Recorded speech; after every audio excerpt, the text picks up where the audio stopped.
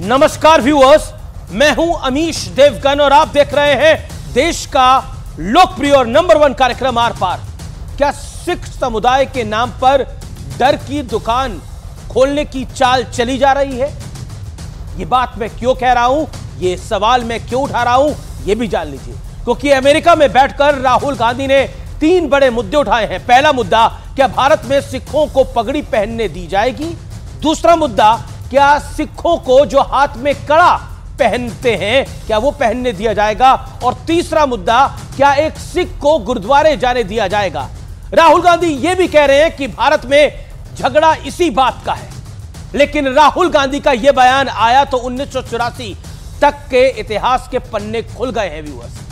BJP ने आरोप लगाया कि सिखों का नरसंहार करने वाली कांग्रेस पार्टी अब झूठ, भ्रम और प्रपंच रच रही है, सिखों को उकसाने की कोशिश कर रही है। लेकिन बड़ा प्रश्न यह है कि पहले जाति वाली जनगणना, फिर राज्यों के झगड़े की बात करना और इसके बाद अब सिखों की आजादी का मुद्दा उठाना क्या इशारा कर रहा है? आज इसी पर होगी देश की सबसे बड़ी पॉलिटिकल बहस।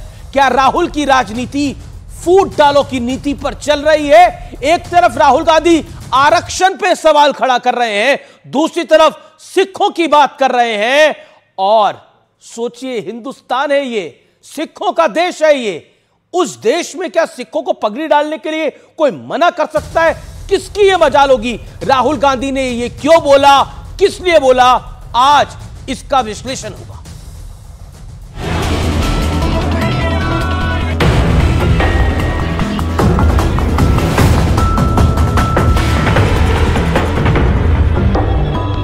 The fight is about whether he, as a Sikh, is going to be allowed to wear his turban in India.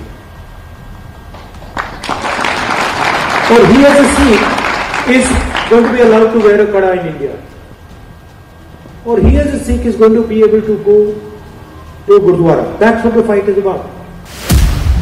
क्या भारत में सिखों को पगड़ी पहनने दी जाएगी? क्या सिखों को कड़ा पहनने दिया जाएगा? क्या एक सिख को गुरुद्वारे जाने दिया जाएगा? इसी बात का झगड़ा है। राहुल गांधी का यह बयान शायद मोदी विरोधियों के गले भी नहीं उतरेगा, क्योंकि प्रधानमंत्री मोदी खुद कई बार दस्तार पहनकर गुरुद्वारे में मत्था टेक चुके हैं। मोदी कैबिनेट में 2 सिख मंत्री हैं। और तो और अफगानिस्तान में जब तालिबान ने पवित्र ग्रंथ ले जाने से रोका तो यही मोदी सरकार पूरे सम्मान के साथ गुरु ग्रंथ साहिब के स्वरूपों को अफगानिस्तान से भारत लाने में सफल हुई। His father's time, when a pogrom was carried out, 3000 हमारी कम्युनिटी के लोग in cold blood they were killed. This is a statement which deserves to be condemned. Pappu, ये वो वाली चीज नहीं है, ये कुछ और है. He is trying to incite my brothers who live outside the country. इनके केश काटने का, बाल काटने का काम हुआ था, इनका हत्या हुई थी, सिख बहन बेटियों के साथ हुआ तो कांग्रेस के राजीव गांधी जी के नेतृत्व के अंतर्गत हुआ। राहुल गांधी जी और पूरी कांग्रेस पार्टी को सिखों से और पूरे देश से माफी मांगनी चाहिए। और तो और राहुल गांधी के गुरु कहे जाने वाले सैम पित्रोदा से जब सिख दंगों पर सवाल पूछा गया था तो उन्होंने कहा था, हुआ तो हुआ। अब क्या है 84 का? बात तो करिए, आपने क्या किया 5 साल में, उसकी बात करिए। 84 में हुआ तो हुआ, 84 में हुआ तो हुआ, 84 में हुआ तो हुआ।